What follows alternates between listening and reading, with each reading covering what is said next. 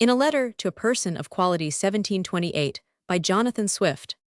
Certois, a most unfriendly part in you, who ought to know my heart, are well acquainted with my zeal, for all the female commonweal, how could it come into your mind, to pitch on me of all mankind against the sex, to write a satire, and brand me for a woman-hater? On me who think them all so fair they rival Venus to a hair, their virtues never cease to sing, since first I learned to tune a string. Methinks I hear the ladies cry, will he his character belie? Must never our misfortunes end? And have we lost our only friend? Ah, lovely nymphs, remove your fears, no more let fall those precious tears. Sooner shall etc. Here several verses are omitted. The hound be hunted by the hare, then I turn rebel to the fair. 'Twas you engaged me first to write, then gave the subject out of spite. The journal of a modern dame is by my promise what you claim. My word is past, I must submit, and yet perhaps you may be bit. I but transcribe, for not a line of all the satire shall be mine. Compelled by you to tag in rhymes the common slanders of the times of modern times, the guilt is yours, and me my innocence secures. Unwilling muse, begin thy lay the annals of a female day. By nature turned to play the rake, well as we shall show you in the sequel, the modern dame is waked by noon. Some authors say not quite so soon, because though sore against her, well she sat all night up at quadrille.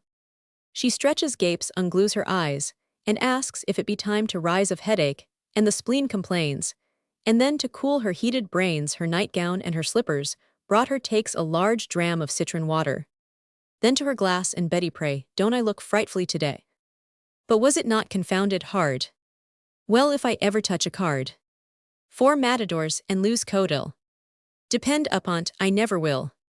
But run to Tom, and bid him fix the ladies here tonight by 6.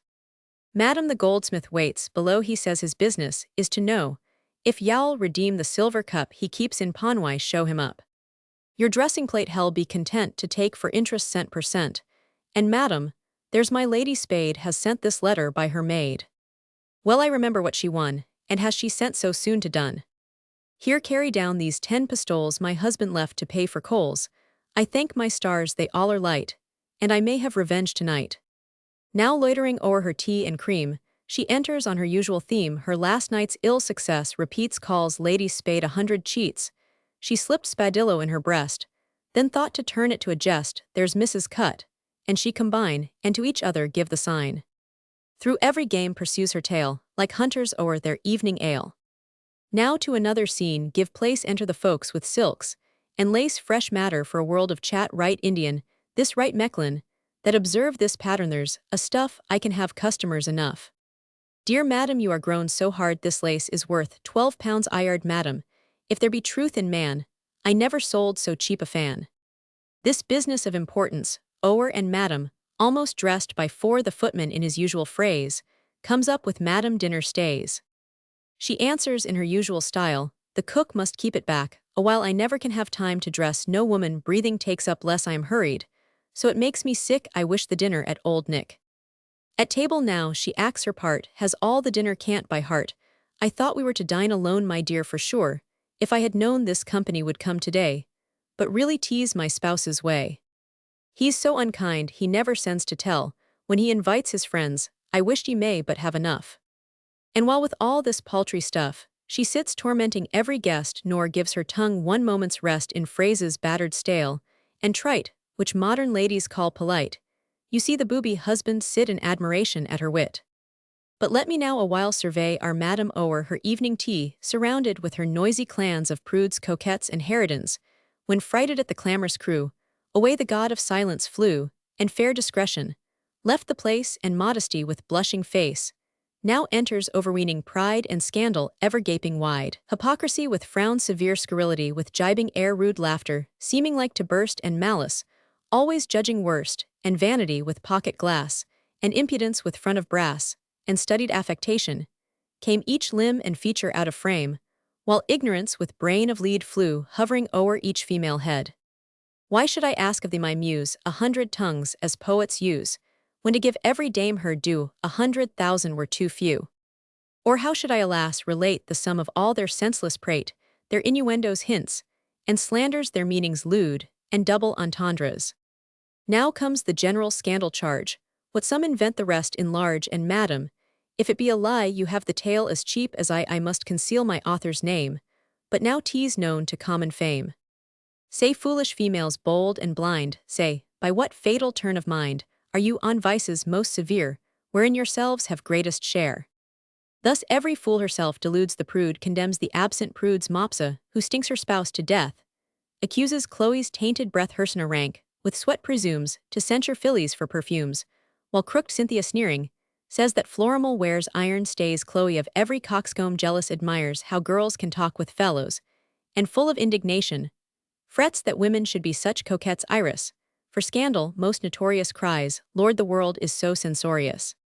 And Rufo with her combs of lead whispers that Sappho's hair is red. Aura, whose tongue you hear a mile hence, talks half a day in praise of silence, and Sylvia full of inward guilt calls Amoret an errant jilt.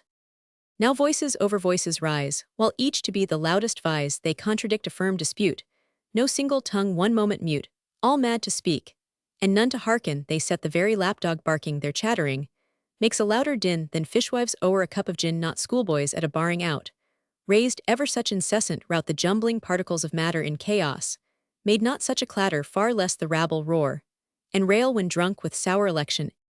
Nor do they trust their tongues alone, but speak a language of their own, can read a nod, a shrug, a look, far better than a printed book, convey a libel in a frown, and wink a reputation down, or, by the tossing of the fan, describe the lady and the man.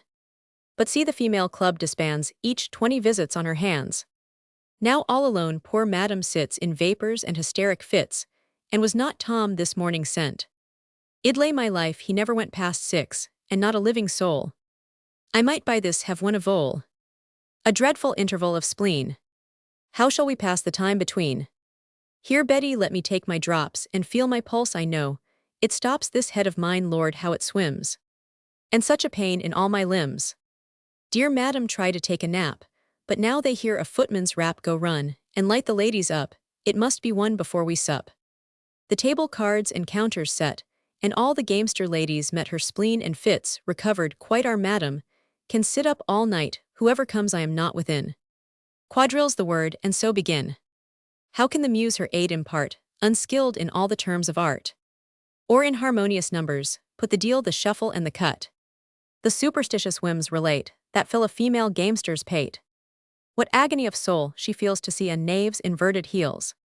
She draws up card by card to find good fortune peeping from behind with panting heart, and earnest eyes in hope to see Spadillo rise in vain. Alas, her hope is fed.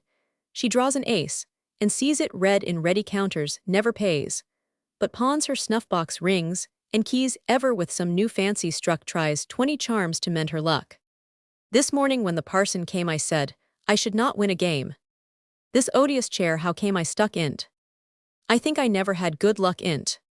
I am so uneasy in my stays. Your fan, a moment if you please. Stand farther, girl, or get you gone, I always lose when you look on. Lord, madam, you have lost Codal, I never saw you play so. Roman 99. Nay, madam, give me leave to say 'twas you that threw the game away, when Lady Trixie played a 4, you took it with a matador.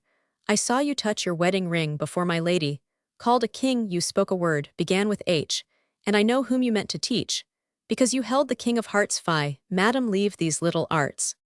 That's not so bad as one that rubs her chair to call the king of clubs, and makes her partner understand a matador is in her hand. Madam, you have no cause to flounce, I swear I saw you thrice renounce. And truly, madam, I know, when instead of 5 you scored me 10. Spadillo here has got a mark, a child may know it in the dark. I guess the hand it seldom fails, I wish some folks would pare their nails.